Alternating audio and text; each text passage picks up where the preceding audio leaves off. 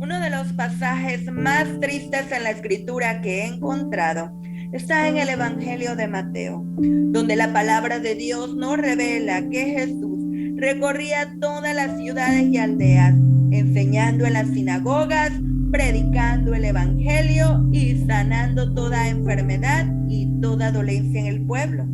Hasta aquí todo parece maravilloso, ¿cierto? Glorioso, espectacular y milagroso. Pero la Biblia continúa diciendo que al ver las multitudes, Jesús tuvo compasión de ellas, porque estaban desamparadas y dispersas, como ovejas que no tienen pastor. Es decir, el Salvador, Jesús, vio la multitud perdida y sintió compasión, porque no había nadie dispuesto a enseñar, a predicar y también a sanar a un pueblo que estaba sin esperanza y sin fe. Pero lo triste que comenté no está aquí. Lo triste, lo realmente triste de este pasaje está en lo siguiente. Jesús les dijo a sus discípulos: a la verdad la mies es mucha, mas los obreros pocos. Y esto sí es muy triste. Y no porque la mies sea mucha y los obreros sean pocos, sino porque ahí estaba Jesús sintiendo tristeza, no por la mies, sino por sus discípulos. Porque estos, aunque estaban junto con él, no veían lo mismo que él veía. Sus discípulos estaban más preocupados por saber quién de ellos era el mejor, por saber quién de ellos sabía más versículos de la Biblia. Ellos estaban más preocupados por saber quién era el que mejor predicaba, el que mejor enseñaba la Biblia. Estaban preocupados por su apariencia, estaban inquietos por saber quién ganaría la final del juego de fútbol. Estaban más interesados en la final de su serie favorita. Estaban intrigados por conocer quién de ellos tendría el mejor teléfono celular, por saber quién tenía el mejor computador, el mejor vestido. Ellos estaban preocupados por ser reconocidos. Estaban tan preocupados por el lugar que ocuparían en el reino celestial, más preocupados por el dinero y su uso, que no estaban viendo lo que Jesús veía. No veían a la gran multitud perdida, no veían la gran necesidad de salvación. Entonces Jesús los desafía diciéndoles: rogad pues al Señor de la mies que envíe obreros a su mies. Y esto sí es triste. Esto sí es muy doloroso, porque Jesús les está diciendo a ellos: ya que ustedes, que son mis discípulos, están tan afanados en sus preocupaciones, en sus necesidades, en sus deseos, entonces ¿por qué, como mínimo, por qué no oran para que Dios envíe a alguien que sí sienta la compasión que yo siento? Ahora, eso no lo dice Jesús solo a sus discípulos de entonces, sino a nosotros. Nosotros que somos los discípulos de este tiempo. Jesús quiere que nos enfoquemos en lo verdaderamente importante.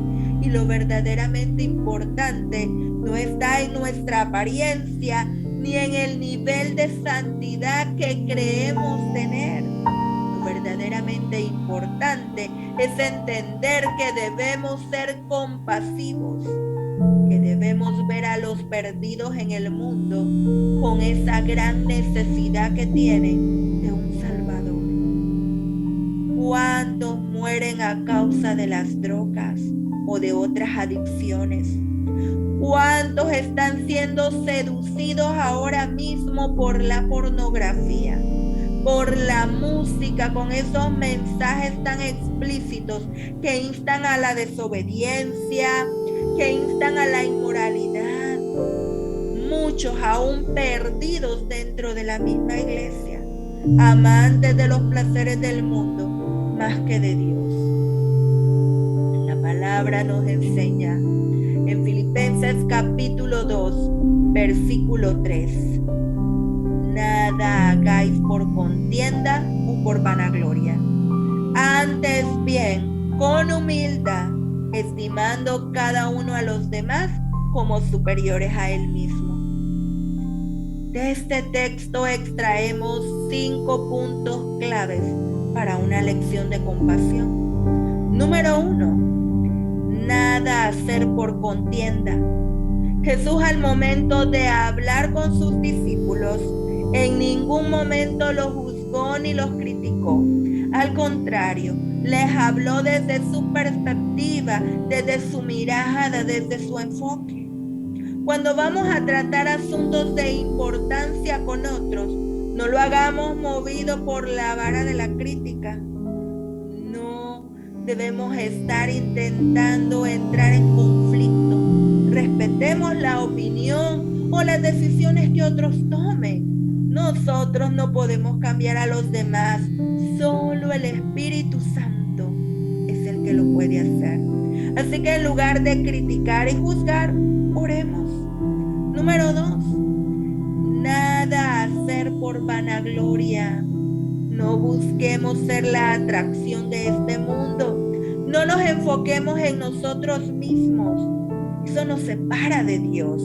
Enfoquémonos en exaltar a Jesús, que las personas puedan ver en nosotros a Cristo, y entonces cuando nos vean, ellos puedan glorificar no a nosotros, sino al Señor. Número 3, ser humildes. La humildad es difícil de lograr o de alcanzar. Pero si en la Biblia, en la palabra de Dios, nos está exhortando a la humildad, es porque podemos ser humildes. Así que roguemos al Señor para que en nosotros haya humildad. Moisés, el líder de Israel, fue humilde a pesar del papel protagónico que él jugó en su tiempo. Debemos recordar que Moisés, a pesar de su gran tarea, mostró humildad porque caminó con Dios y se dejó guiar por su espíritu. Número 4, estimando cada uno a los demás. Todos somos importantes para el Señor porque todos somos sus criaturas. Así que no hay nadie mejor o peor, todos somos iguales. Así que ama a los demás con el mismo amor, sin importar su condición, su nacionalidad, su género, su edad u ocupación. Y número 5, ver a los demás como superiores a uno mismo. Nada de comparaciones o rivalidad, sino tratarlos con amor, con respeto. Jesús fue ejemplo de ello porque aún siendo Dios se despojó a sí mismo tomando forma de siervo, haciéndose semejante a los hombres y hallándose en condición de hombre, se humilló a sí mismo y fue obediente hasta la muerte. Por compasión, por amor al pecador, ejemplo tenemos en Jesús, una gran lección de compasión. Te invito a que ores conmigo.